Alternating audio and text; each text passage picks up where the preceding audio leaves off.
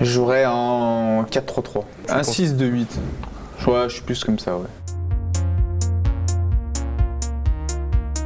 Ouais, je me mettrais moi dans la cage. Alors, dans l'axe, je mettrais Umtiti avec Sergio Ramos. Comme ça, j'ai pas du tout de travail durant les matchs. Donc, ça peut être plutôt pas mal. Axe central, ultra important. Bah, Sam, parce que c'est mon pote et puis c'est un joueur extraordinaire. Et puis Sergio Ramos, j'ai toujours aimé ce joueur. Alors, arrière gauche, Rafael Hierro, voilà, je trouve que c'est un joueur que j'aime beaucoup déjà parce que c'est un de mes amis et qu'il a un pied gauche assez incroyable, un joueur intelligent, polyvalent, peut jouer à plusieurs postes.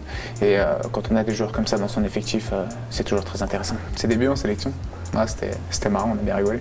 Ouais, je servais un peu de rôle au début, vu que son portugais n'était pas encore d'aplomb, donc ouais, j'ai joué un peu le rôle de grand frère. Arrière droit, Léo Dubois, parce que pour l'instant, je suis en train de faire une équipe de copains quand même. C'est plutôt pas mal. C'est le but. Ouais, non, et puis non, Léo, par sa force de caractère, son football, et puis voilà, il est un leader de plus au sein de l'effectif. Alors, mon 6, je mettrais Thiago. Thiago, le portugais. Hein. Ouais, j'ai toujours kiffé ce joueur, encore plus quand il a porté les couleurs de l'OL. Et puis son piqué face à Saint-Etienne, à Geoffroy Guichard. Mes 2-8. Alors, je mettrais. Ah, écoute bien. Hein. Ça, c'est un 2-8 inédit. Je mettrais Corentin Tolisso et Jordan Ferry. Ah là, ça va labourer du terrain, je te le dis. Hein. C'est les frérots, donc voilà, on a commencé ensemble, on a continué ensemble dans notre vie professionnelle et puis ils sont partis un peu de leur côté pour continuer leur rêve. Voilà, on se souvent au téléphone, voilà, quand on a l'opportunité de pouvoir se voir, on essaie de se voir, même si c'est compliqué avec les calendriers des uns et des autres, mais voilà, on essaye de trouver un moment. À gauche, Cristiano Ronaldo. Est-ce que j'ai besoin d'en dire plus ? Je ne pense pas. Ah si, t'as joué avec lui, t'es quand même un des oui, ouais, j'ai joué avec lui, j'ai subi à l'entraînement, je l'ai vu faire des choses, enfin on le voit tous faire des choses extraordinaires, donc voilà, pour moi c'est le meilleur joueur du monde encore aujourd'hui et d'avoir un phénomène comme ça dans son équipe, c'est toujours un énorme plus pour les siens. À droite, je mettrais Messi quand même, hein, tu vois, obligé, un phénomène. Un phénomène quand tu as CR7 à gauche et Messi à droite.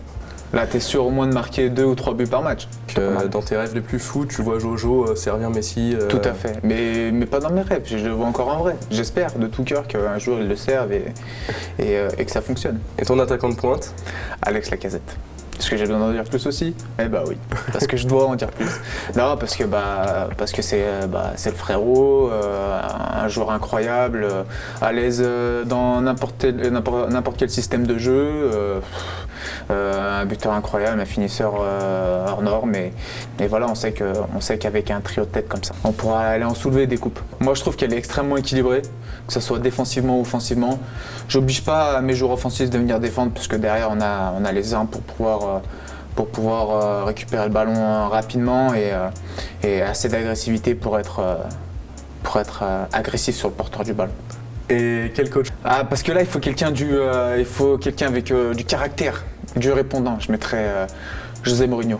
Sa force de caractère, ses choix, il n'a pas peur de faire des choix assez importants, que ce soit tactiquement ou